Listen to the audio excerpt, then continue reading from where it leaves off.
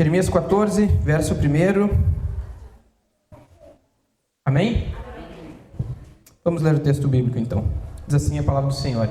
Quem quiser acompanhar aqui no telão, também temos. Palavra do Senhor que veio a Jeremias a respeito da grande seca. Anda chorando Judá, as suas portas estão abandonadas e de luto, se curvam até o chão, e o clamor de Jerusalém vai subindo. Seus poderosos enviam os criados a buscar água. Estes vão às cisternas e não acham água. Voltam com seus cântaros vazios e, decepcionados e confusos, cobrem a cabeça. Por não ter havido chuva sobre a terra, esta se acha deprimida, e por isso os lavradores, decepcionados, cobrem a cabeça. Até as servas no campo têm as suas crias e as abandonam, porquanto não há erva. Os jumentos selvagens se põem nos desnudos altos e ofegantes, sorvem o ar como chacais, os seus olhos desfalecem, porque não há erva. Até aqui, meus irmãos, podem sentar. Hoje, dentro da nossa programação, já se passaram aí várias pregações, mensagens do livro do profeta Jeremias, a nossa série, e hoje nós estamos chegando ao capítulo de número 14. Hoje, especificamente, nós temos separado para pregar sobre o capítulo 14 e o capítulo de número 15. Esses dois capítulos juntos, basicamente, é um diálogo entre Deus e Jeremias, com uma pouca citação, ou na verdade, com uma pouca interferência acerca do povo. Porque ali nós vamos ver que Deus e Jeremias estão meio que tendo uma conversa entre a pergunta de um, a resposta de outro, a pergunta de outro, a resposta de Deus. E assim eles estão, então, dentro dessa perspectiva. Nós vemos que os dois capítulos falam sobre a intercessão de Jeremias pelo povo e a rejeição de Deus. É algo muito recorrente dentro do que nós temos visto no livro do profeta Jeremias. O profeta, ele intercede pelo povo diante de Deus e ele também traz a mensagem de Deus para o povo. Mas ainda assim nós vemos que, se olharmos pelo ponto de vista humano, talvez Jeremias fosse como se fosse um ministério fracassado, porque ele não consegue atingir os objetivos pelos quais ele ali está exercendo o seu ministério. Afinal de contas, ele quer conduzir o povo em um arrependimento genuíno para chegar diante da presença de Deus, e ele quer também transmitir a mensagem de Deus para o povo, porém o povo também não ouve a mensagem pelo qual Jeremias está falando. E nós vemos que nestes dois capítulos específicos, tem ali alguns trechos que, posso particularmente dizer, são terríveis do ponto de vista das consequências de tudo isso que nós temos visto durante o ministério do profeta Jeremias. Por exemplo, verso de número 1, do capítulo 14. A palavra do Senhor que veio a Jeremias. Esse é o verso que nos fala a respeito da seca, a grande seca que se abateu sobre Judá. Verso de número 2, anda chorando Judá e as suas portas estão enfraquecidas. Então, o tema principal do capítulo 14 é a grande seca. E ela domina os acontecimentos e as respostas diante da grande seca que ali tem acontecido. Então, o profeta, ele inicia no capítulo 14 falando ou relatando sobre esse grande acontecimento. Há uma grande seca em Judá. E essa seca aqui, meus irmãos, não é algo futuro, não é uma profecia sobre algo que irá acontecer. Estava acontecendo. Por isso que nós vemos em algumas partes do texto, em que diz assim, por exemplo, os seus mais ilustres mandam seus pequenos buscar água. Vêm às cavas e não acham água. Voltam com seus cântaros vazios e envergonham-se e confundem-se e cobrem-se a cabeça. A seca era o sinal de juízo de Deus, que havia começado a se manifestar. Até que nós temos visto que Jeremias está dizendo, olha, vai vir um reino do norte que vai nos dominar. Olha, o pecado da nação, ele vai ter que ser punido. Olha, Deus está dizendo, se arrependam. E Jeremias vai falando. E nós temos acompanhado domingo após domingo. Porém, o povo não dá ouvidos. E é então que agora, de forma concreta, aquele manifestar de Deus, ou seja, aquilo que Deus estava dizendo que haveria de acontecer, ele começa, ele dá o seu início, que é justamente sobre essa grande seca. É um lamento do povo, como ele diz ali no versículo de número 2, andava chorando Judá. E aí nós vamos ver por que Judá chora, por que Jerusalém chora, por que o povo de Deus chora, porque essa grande seca está causando coisas terríveis no meio da nação. Como eu falei, versículo de número 2 também, as suas portas estão enfraquecidas, não há vitalidade, não há brilho, não há força, não há ânimo, não há nada na terra de Judá por causa desta grande seca. Porque veja bem, não chove, os rios secaram, as cisternas não têm mais água, com isso a vegetação morre, com isso os animais morrem, com isso os seres humanos começam a padecer e a correr risco de vida. Então ele está dizendo assim, as pessoas choram, não há mais ânimo, é como se as portas estão enfraquecidas. E nós vamos ver um pouco mais adiante também o que isso vai significar para o povo de Deus. Então esse é o cenário do capítulo de número 14.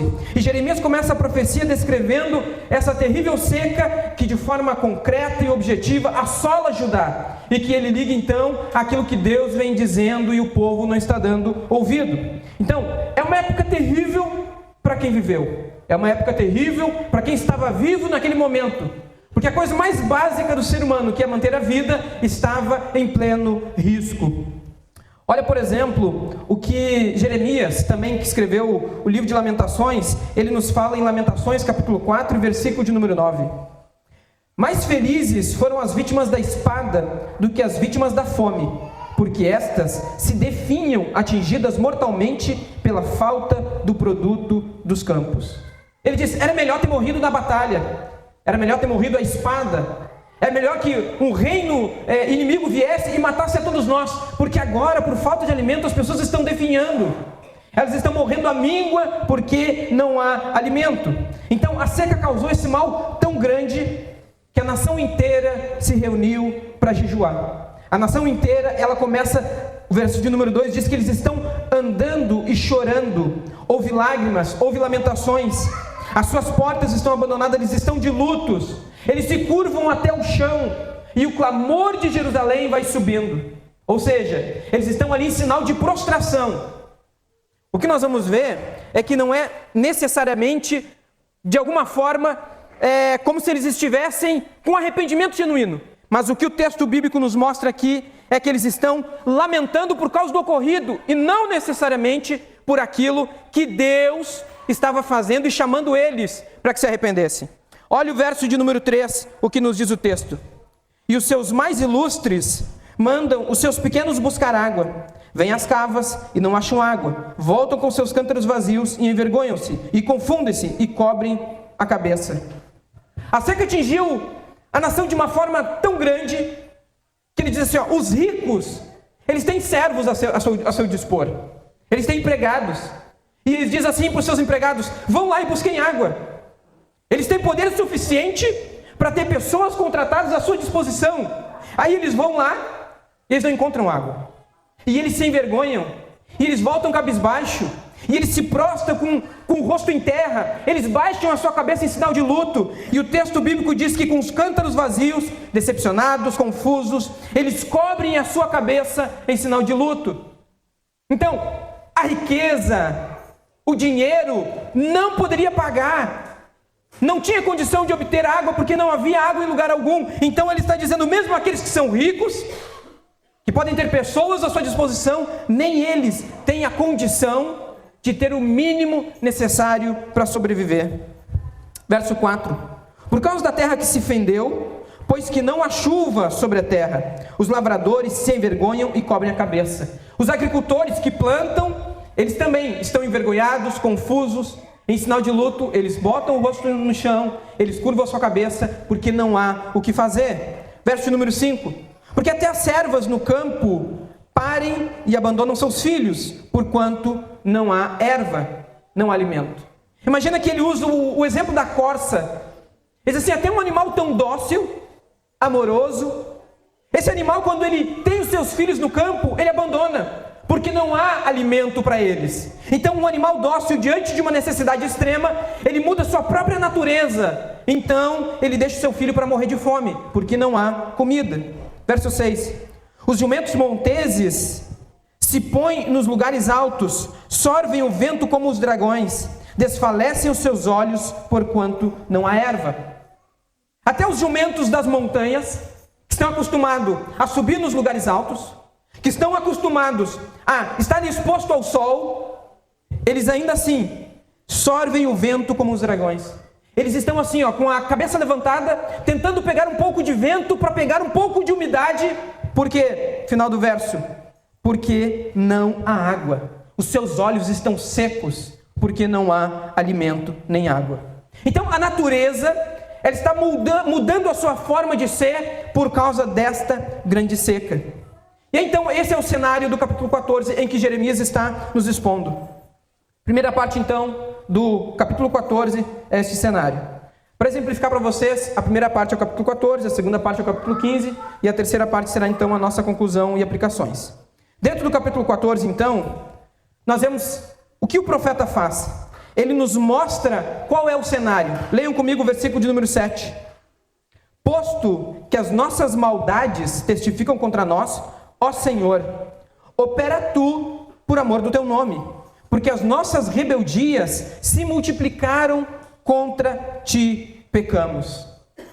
Ele olha para o cenário e ele identifica. Então ele fala com Deus: as nossas maldades testificam contra nós. Eu sei que os nossos pecados, a nossa rebeldia, ela é contra o Senhor. Então eu não poderia, é como se o profeta dissesse, eu não poderia argumentar contigo dizendo, nós somos bons, nós somos teus servos, nós somos genuínos filhos arrependidos. Não, eu sei, Senhor, que os nossos pecados, as nossas maldades geram contra nós. Os pecados, eles estão nos condenando. Os nossos pecados, eles estão diante de ti. Então ele diz, eu não posso dizer para ti, por nossa causa, por nosso amor por ti, opera algo. Então ele diz, opera por teu nome. As nossas rebeldias, os nossos pecados se multiplicaram.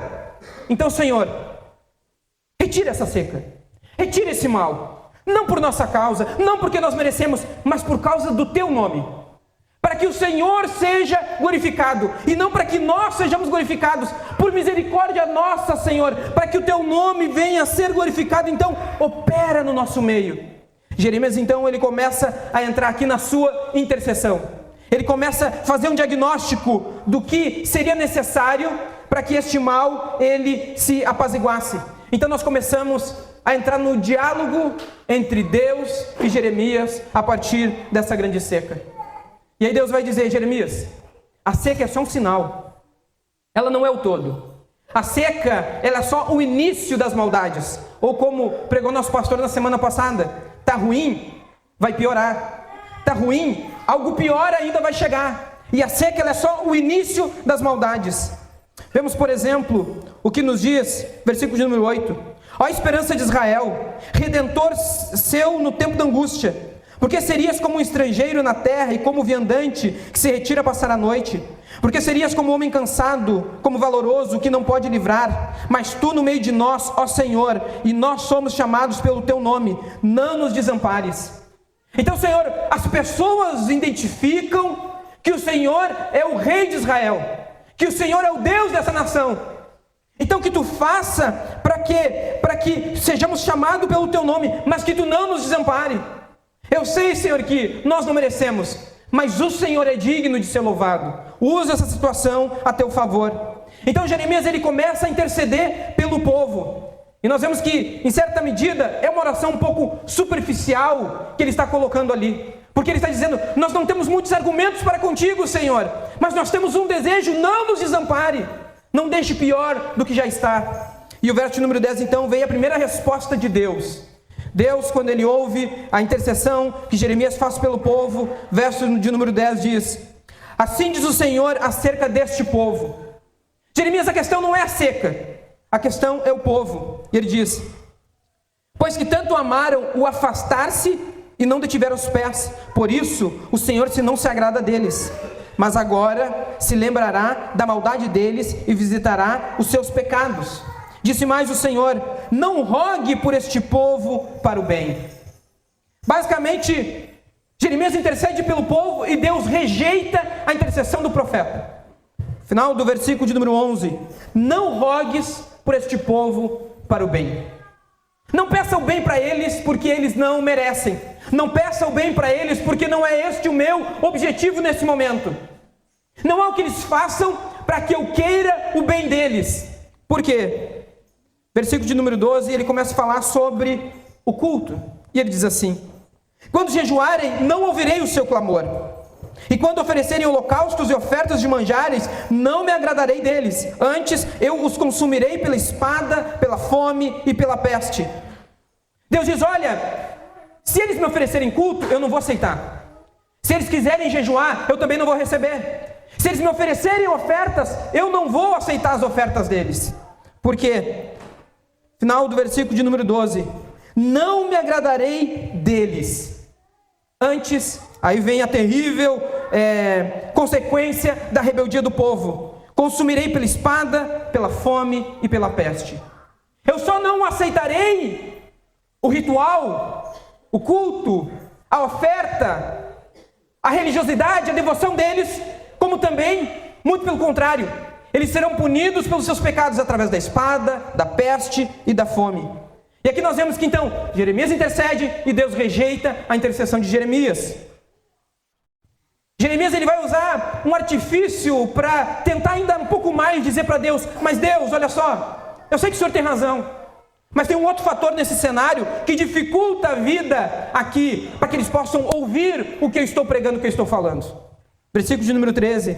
Então disse eu: Senhor Jeová, eis que os profetas lhe dizem: não vereis espada, não tereis fome, antes vos darei paz verdadeira neste lugar.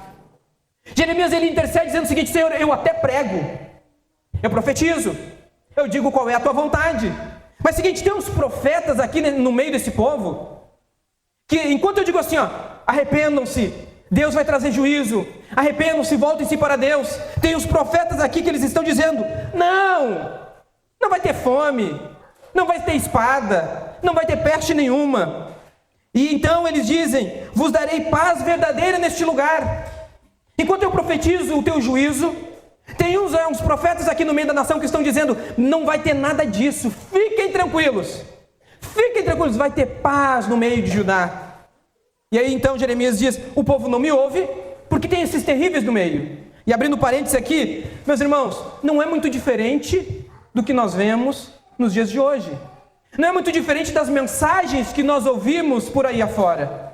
Um evangelho sem Cristo, um evangelho sem arrependimento, um evangelho sem a graça de Deus trazendo o pecador de volta, mas sim um evangelho que simplesmente diz: siga a sua vida, está tudo bem, não tem problema, segue como você está, é assim que Deus te quer. É basicamente o que Jeremias está dizendo. Então quando eu prego o juízo e arrependimento, o povo não me ouve, porque tem esses terríveis que estão aí profetizando aquilo que contrário ao que Deus está dizendo.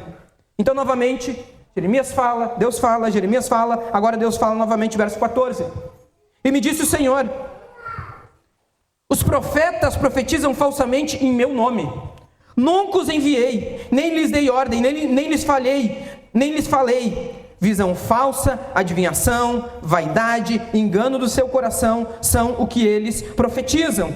Portanto, assim diz o Senhor acerca dos profetas que profetizam em meu nome, sem que eu os tenha mandado, e dizem que nem espada nem fome haverá nessa terra, a espada e a fome serão consumidos esses profetas.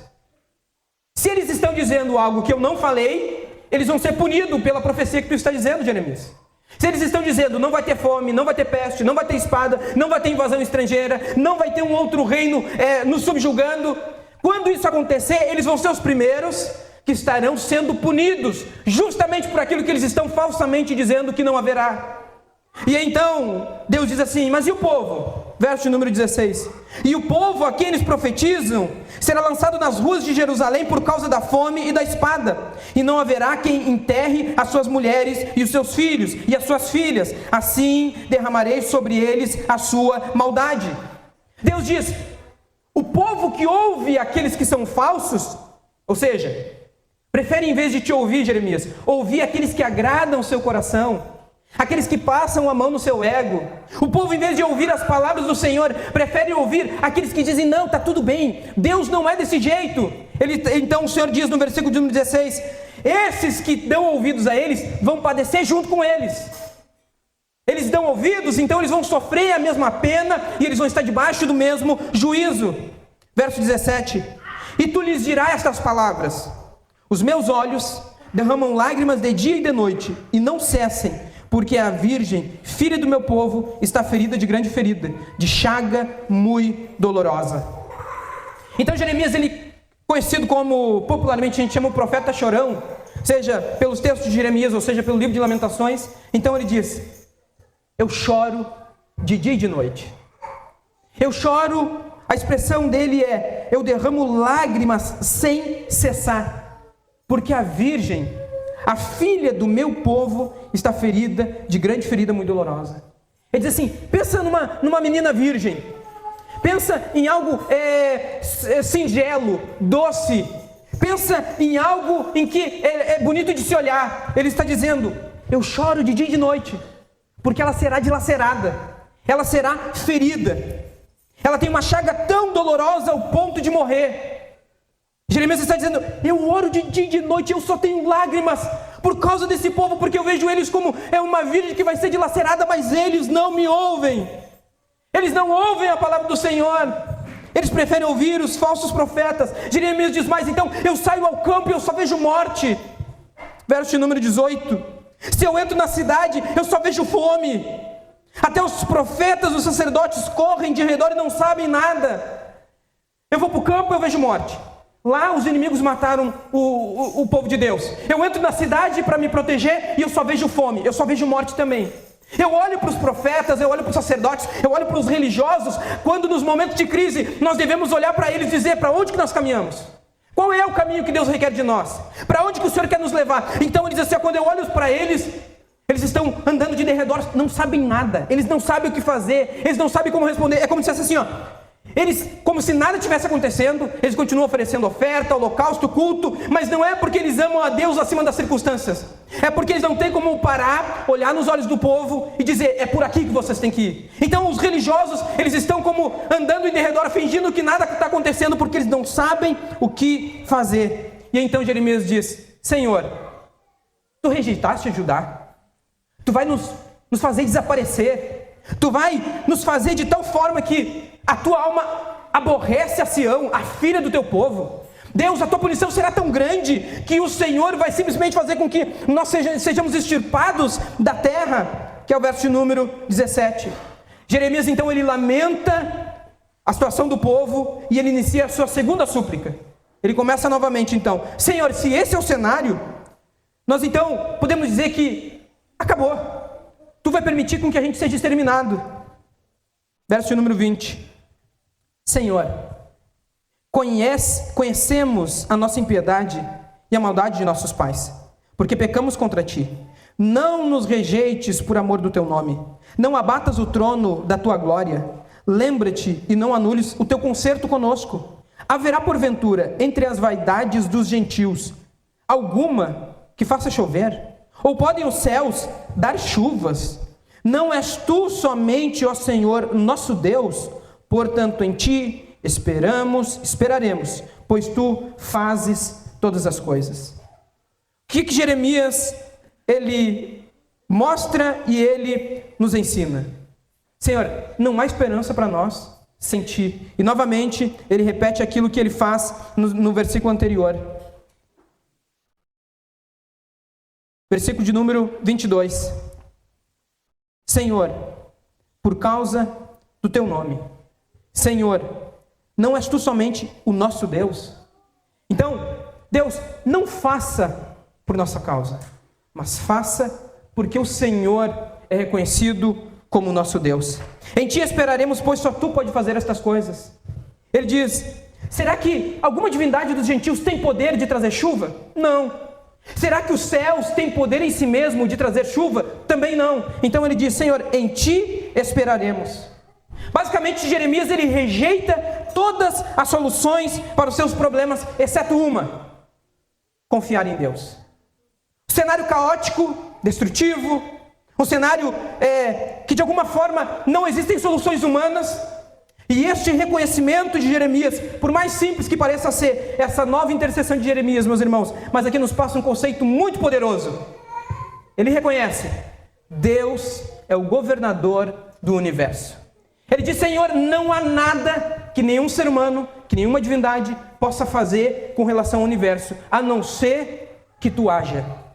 Então ele reconhece que Deus, somente tu pode solucionar os nossos problemas. Ele rejeita todas as opções. Ele rejeita tudo aquilo que seria possível tentar resgatar para achar uma solução para o povo. Ele diz: Deus, então assim, não temos mais nada. Só temos o Senhor que possa nos livrar de todo esse problema. Então, só tu, ó Senhor nosso Deus, pode nos ajudar. Ele rejeitou qualquer operação dos deuses, ou se voltar para a natureza. Ele rejeitou confiar em qualquer pessoa, ou em qualquer coisa além de Deus. Então ele diz: Deus, não faça nada, a não ser para a glória do teu nome. Ou seja, a não ser que tu, como Criador do universo, sustentador de todas as coisas, opere. Nada vai acontecer na nação de Judá. Então Deus é o único que pode mudar essa situação. Fica aqui alguns ensinamentos para nós de, basicamente, tudo aquilo que nós vemos rapidamente aqui no capítulo 14. Mas principalmente esse. Quando você pede que Deus faça algo por amor dele mesmo, certamente Deus fará. Deus tem compromisso com a sua glória. Deus tem compromisso com a sua palavra. Deus tem compromisso com a sua vontade. Quando alguém chega e diz para você, o que Deus quer é para a sua vida. Para a nossa vida, são consequências daquilo que nós recebemos de Deus. Mas o propósito maior é sempre a glória do próprio Deus. E é isso que Jeremias entende. Então, Senhor, se não nos sobra mais nada. Basicamente é como se assim, tudo foi destruído, não sobrou nada. É como se nós estivéssemos suspenso no ar do universo. E ele diz: Deus, mesmo diante desse cenário, o que nos sobra é somente confiar em Ti. É a nossa única solução. Amém? Aqui vai a primeira parte, capítulo de número 14. Vamos entrar na segunda parte, capítulo de número 15. O diálogo continua entre Deus e Jeremias.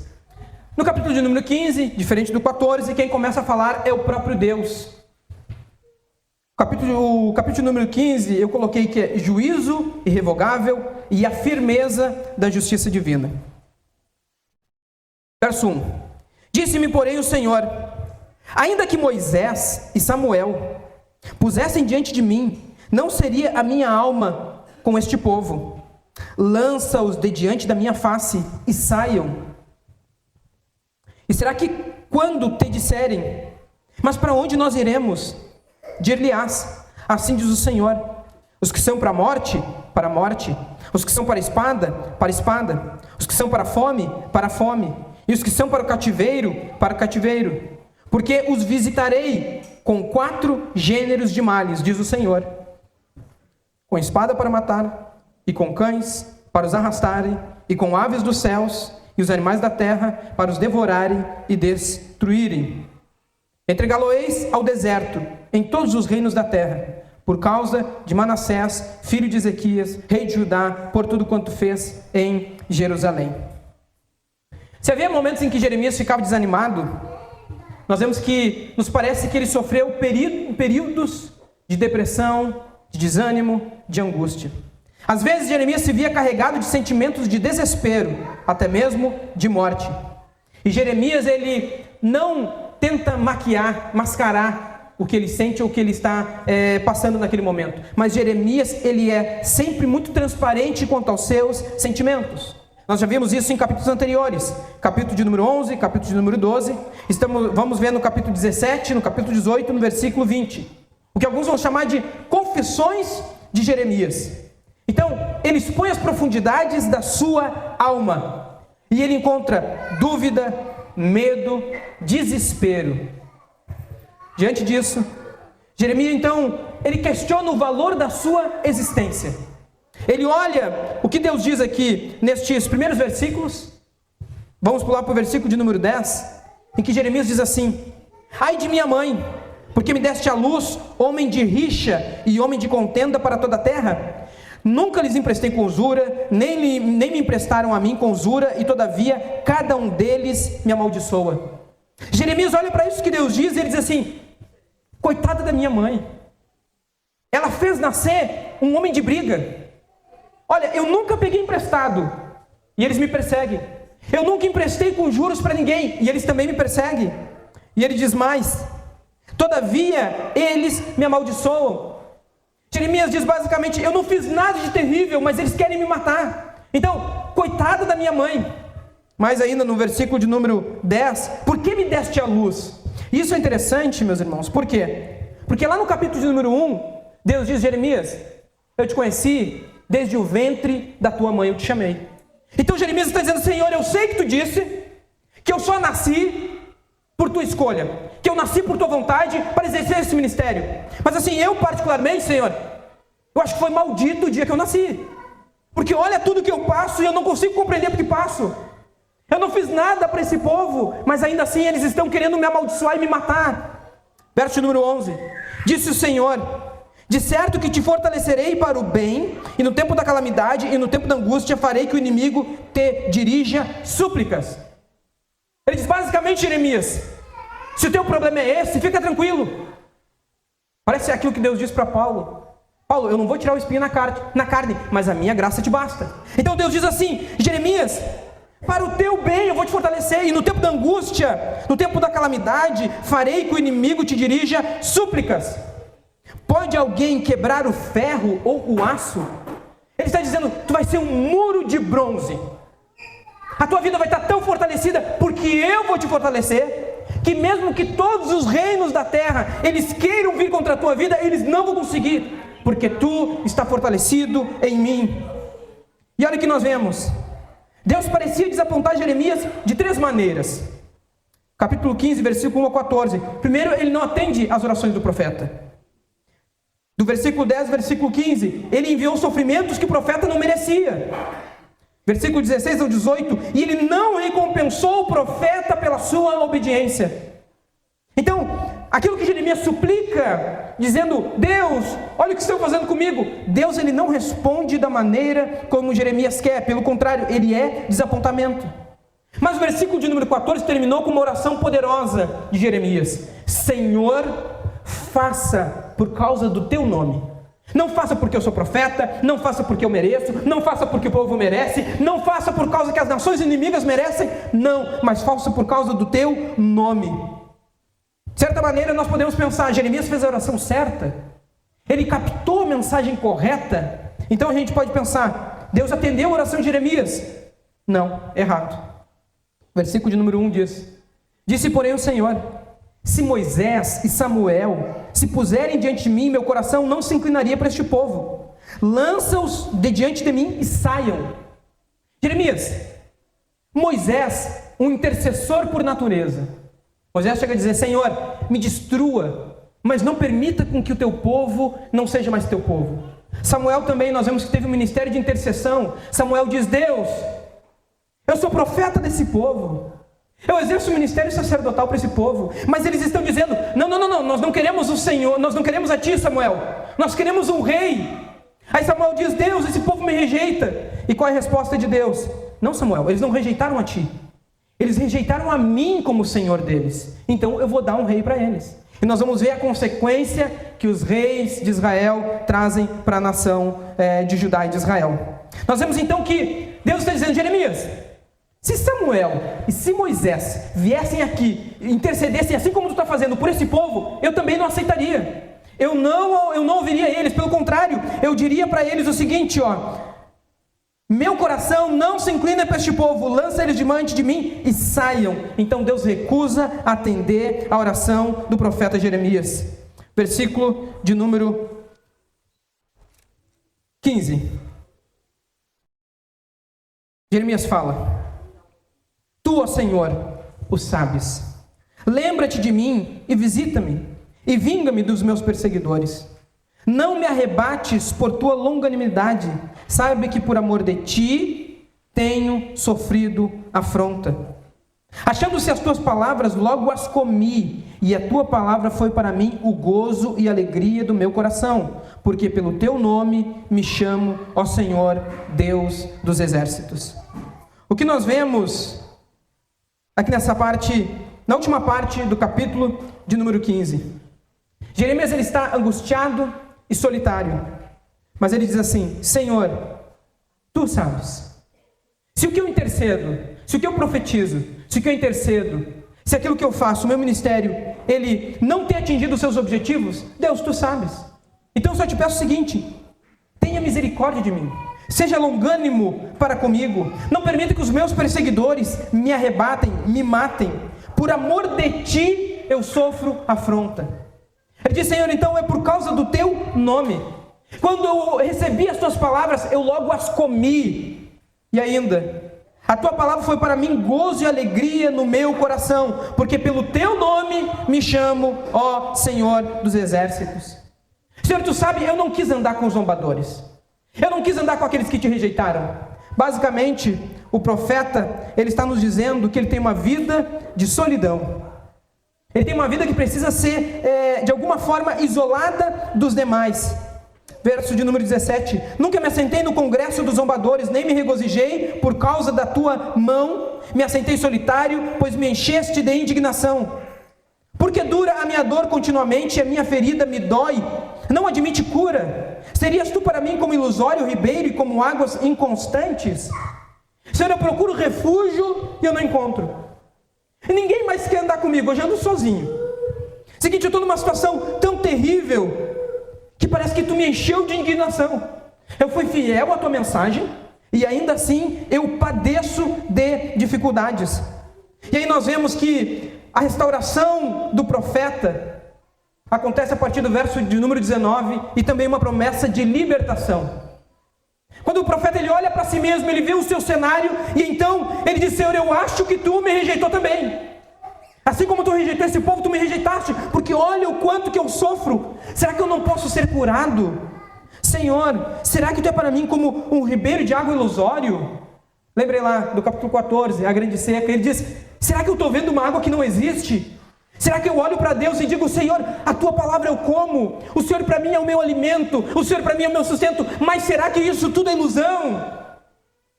E quantos de nós, na hora da dificuldade, não nos encontramos como o profeta?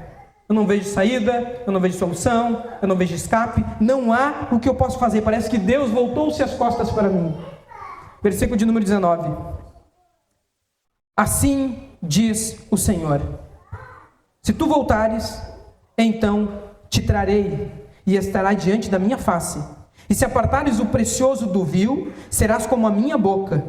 Tornem-se eles para ti, mas não volte tu para eles. E eu te porei contra este povo como forte muro de bronze.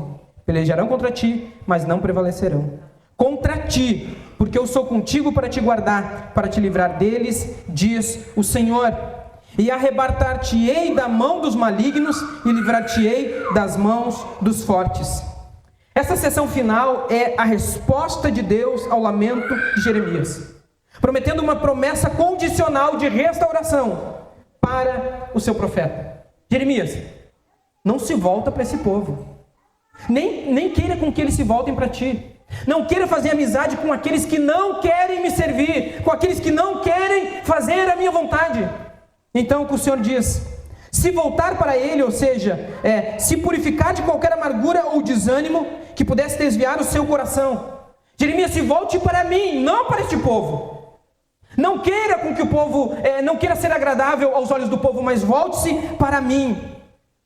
Isso implica que mesmo o profeta em sua angústia também precisava se reorientar para o seu Deus.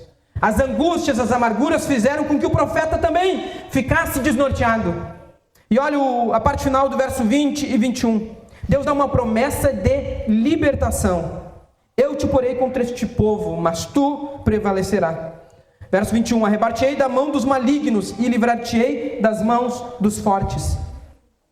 Ainda que o juízo venha sobre Judá, Jeremias, ainda que o juízo venha sobre essa nação, Jeremias, tu serás preservado diante desse cenário caótico, diante desse cenário de morte iminente, porque eu, o Senhor, sou contigo.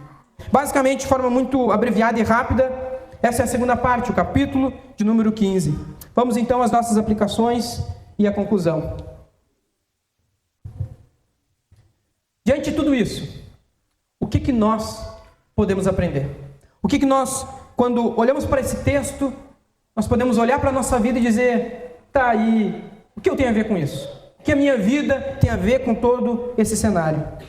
Agora eu vou ler um pouco mais do que eu escrevi, para que eu não possa me desvirtuar um pouco da intenção. Primeira aplicação, são 3. Em um mundo onde o sofrimento é constante, tragédias globais, dores pessoais, perdas, doenças inesperadas, é natural sentir-se sobrecarregado como Jeremias. Nós somos limitados. E o cenário do mundo nos desafia. E ele nos desafia, muitas vezes nós nos sentimos como Jeremias, desanimado, sobrecarregado, angustiado.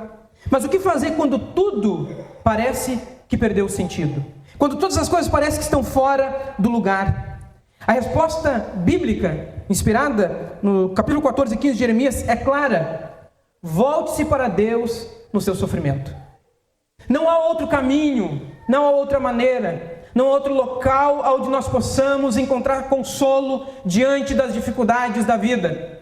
Não há outro lugar onde nós possamos encontrar auxílio. Lembremos nós, Deus é o Criador, nós somos a criatura, só encontraremos consolo no nosso Deus. Ainda que o pecado é o grande mal da humanidade, o pecado é o grande fator de todas as tragédias humanas, ainda assim, mesmo se for pecado na nossa vida, a mensagem é a mesma: volte-se para Deus e arrependa-se dos seus pecados. Nós somos responsáveis, muitas vezes, pelas desavenças e dores que experimentamos longe de Deus. Muitos dos nossos sofrimentos são frutos das nossas decisões, dos nossos comportamentos, do caminho pelo qual nós quisemos trilhar. Então, somos responsáveis por desavenças e dores que experimentamos longe do Senhor. E é isso que a Bíblia Sagrada nos diz. Se obedecermos a Deus, teremos um caminho de paz. Se desobedecermos a Deus, teremos um caminho de morte. Isso está escrito ao longo de todo o texto sagrado.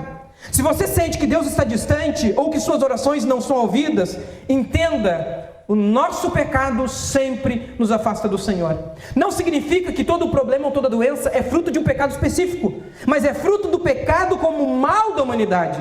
É fruto do pecado como o nosso mal diante da criação divina. Então, se estamos distantes de Deus, nossas orações não são ouvidas, é porque de alguma forma o pecado nos afastou do nosso Deus.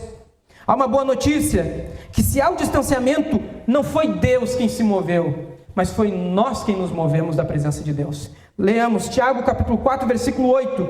Chegai-vos a Deus, e Ele se chegará a vós outros. Meus irmãos, a boa notícia é que Deus está no mesmo lugar. Deus está no seu trono, e não foi Ele quem saiu do trono, foi nós que nos afastamos da presença dEle. Quando você se aproxima de Deus com fé e arrependimento genuíno, Ele se aproxima de você novamente. É o que nós temos visto nos últimos PGs. Um falso arrependimento e um arrependimento genuíno. Um remorso diferente de um arrependimento genuíno. Então, quando nós nos aproximamos de Deus com arrependimento e com fé, a palavra de Deus nos diz que Deus também se aproxima de nós. Primeira aplicação. Segunda, em meio a um cenário sombrio como Jeremias 14, 15, onde o pecado profundo da humanidade encontra juízo irrevogável de Deus, somos confrontados com a nossa impotência. O que o profeta vê é um cenário caótico, e o que ele identifica na nação e na própria vida é uma impotência diante desse cenário. Nossas súplicas são superficiais, os nossos rituais religiosos muitas vezes são vazios, nem mesmo a intercessão dos maiores heróis da fé, como no exemplo Moisés e Samuel, poderiam salvar da justa ira de Deus Santo. Ainda que eu pedisse: Moisés, interceda por mim, Samuel, interceda por mim, Jeremias, interceda por mim, ainda assim seriam súplicas superficiais diante de um Deus que é santo. Eu continuaria impotente. E Jeremias, em sua dor, prefigura a nossa necessidade de que precisamos de um mediador. Jeremias, ele vê que nem Moisés, nem Samuel, nem ele próprio poderia interceder diante de Deus de uma maneira que fosse agradável a Deus. O próprio Deus diz: nenhum deles é capaz de fazer uma intercessão que seja suficiente. Então, diante desse cenário de desespero, é que mesmo no Antigo Testamento nós vemos que o Evangelho, ele brilha. Precisamos de um mediador. Ele nos mostra que a fome de justiça e a sede de perdão que Jeremias sentiu em nome do povo, só tem um nome pelo qual podem ser saciados, e é a pessoa de Jesus Cristo. É somente em Cristo que a verdadeira mediação entre Deus e os homens acontece. E essa impotência que nós vemos nos capítulos 14 e 15 nos mostra que era insuficiente. A própria fidelidade do profeta era insuficiente, não estava baseado na sua fidelidade. A própria obediência do profeta, por mais que ele fosse obediente, era insuficiente, não estava baseado na sua própria obediência. Então havia ali algo que faltava naquele quebra-cabeça para que ele ficasse completo. E nós vemos que é onde entra a pessoa de Jesus Cristo, aquele que plenamente obedeceu a Deus e serviu a Deus de uma forma agradável. Cristo é o nosso intercessor perfeito, o único que se colocou não apenas diante de Deus, não apenas foi obediente a Deus, mas em nosso lugar levou sobre si todo este juízo terrível que o nosso pecado merecia. Então Cristo levou sobre si todos os pecados da nação de Judá, todos os maus terríveis que eles faziam. Jesus colocou diante da presença de Deus e disse: Deus, coloca na minha conta, coloca no meu sacrifício, coloca na minha obediência. Eles não obedeceram, mas eu obedeci. Eles não foram fiéis, mas eu fui fiel. Senhor, eu me coloco como juízo no lugar deles. Então em Cristo toda a justiça de Deus foi satisfeita, e a porta para uma nova aliança e um relacionamento genuíno com Deus foi aberta. E hoje nós desfrutamos deste relacionamento com Deus por causa de Cristo. Ainda que nenhuma peste está na nossa porta, ainda que a espada não está diante de nós, ali na rua, na nossa casa, em qualquer lugar, ainda que nós não estamos sofrendo os mesmos efeitos da nação de Judá, ainda assim o pecado é tão pior do que todas essas coisas, e o pecado está no nosso coração. Então somente em Cristo nós temos a justiça de Deus satisfeita. Por isso a palavra de Jeremias é importante. Ele não quis simplesmente voltar para si mesmo, mas ele diz: Senhor, por causa do teu nome e para a tua glória. Cristo então satisfaz a glória de Deus. Terceira e última aplicação. Em meio ao juízo e à dor desse texto, que expõe nossa impotência, nossa incapacidade, surge uma verdadeira esperança. O Deus soberano está em seu trono. Querendo o ser humano ou não, Deus está reinando no seu mundo, o mundo criado por Deus.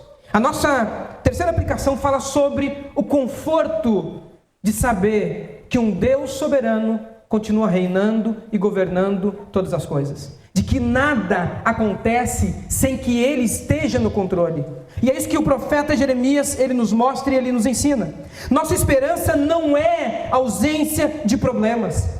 E veja bem, a Escritura Sagrada está recheada de homens e mulheres que foram fiéis, que o texto de Hebreus vai dizer que o mundo não era digno dessas pessoas estarem no mundo, de tão fiéis que eles eram, mas ainda assim, nenhum deles foi isento de problemas. Então, nenhum de nós vai ser livre de problemas, de dificuldades e de tribulações. É o que o texto nos mostra. Nossa esperança então não é a ausência de problemas, mas a certeza de um futuro seguro e redimido nas mãos desse Deus soberano. Não é simplesmente que não passaremos por dificuldades, mas quando na dificuldade nós estaremos confiantes de que Deus está no trono, governando todas as coisas. Isso nos garante um futuro seguro e redimido na presença de Deus. Nos lembramos, exemplificando muito claramente sobre os 3 jovens na fornalha de fogo, como que se diz? Deus não livrou eles da fornalha, mas Deus esteve com eles no meio da fornalha de fogo e os salvou. Deus não vai nos livrar dos nossos problemas e dificuldades, das nossas perdas, das nossas tristezas, das nossas dores, mas sim Deus estará conosco diante desse cenário. Primeiro, no presente, a soberania de Deus significa que mesmo no caos, Ele nos sustenta, Ele nos molda, Ele nos purifica e nos chama para Ele. Significa que, para o futuro, a esperança é a certeza de que em Jesus Cristo, o juízo de Deus que recairia sobre nós já foi satisfeito e a nossa redenção é garantida. Então, se no presente ou no futuro, meus irmãos, não olhamos para nós e para nossas circunstâncias, olhamos para um futuro sem medo, aonde a presença de Deus nos garante que Ele está no trono, governando todas as coisas. Então descanse diante da sua dificuldade e dos seus desafios. Vamos colocar em pé? O horário tem chegado.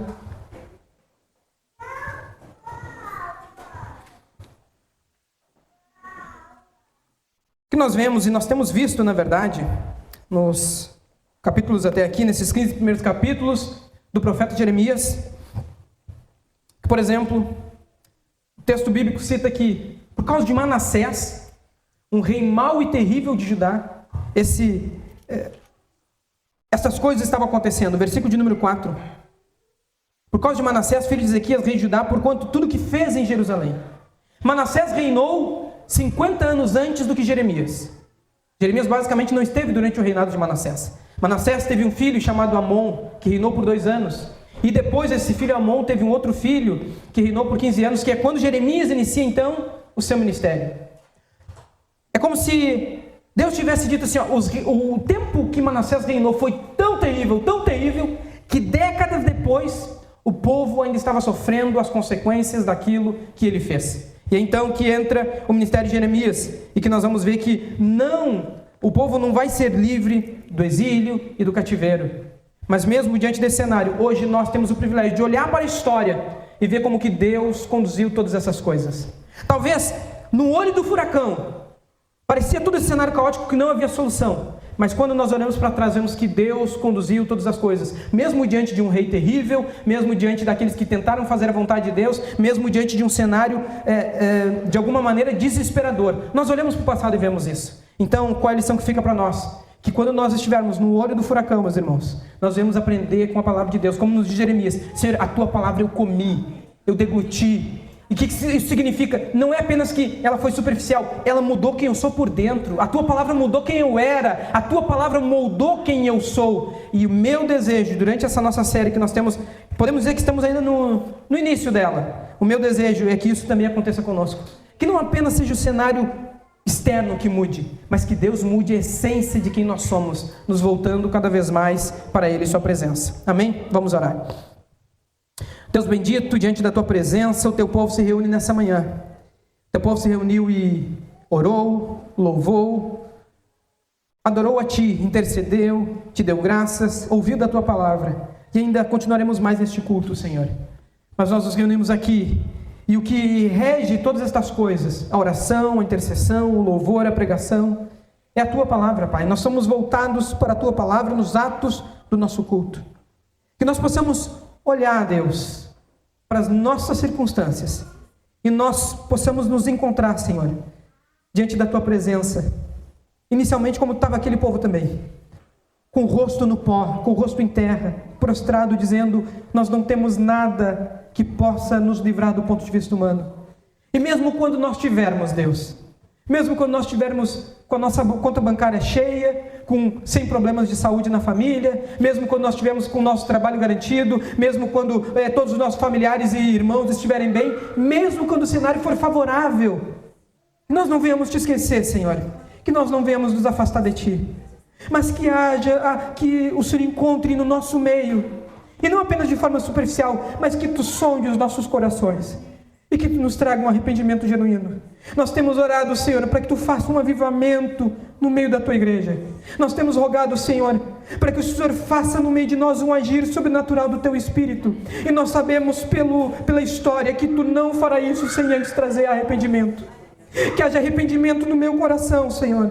Que eu me converta dos meus maus caminhos. Que haja arrependimento no coração dos meus irmãos, de tudo aquilo que não Te agrada, quando nós colocamos o nosso eu no trono e não o Senhor, mas que nós viemos olhar e ver que Tu está no mesmo lugar. Foi nós que nos afastamos de Ti, mas que nessa manhã o Senhor nos chama novamente para a Tua presença, que o Senhor nos chama novamente a uma dependência, que o Senhor nos chama novamente a um renovo espiritual contigo. Mesmo quando nós vimos esses 2 capítulos, Jeremias ali lutando com dificuldades, rogando, intercedendo, desamparado, angustiado, mas ainda assim ele diz: Senhor, não por minha causa, mas por causa do Teu nome, que a congregação do Jardim Botânico, ela venha a ser conhecida não por aquilo que ela faz, mas porque o nome do Senhor é glorificado no nosso meio e na vida da Tua igreja.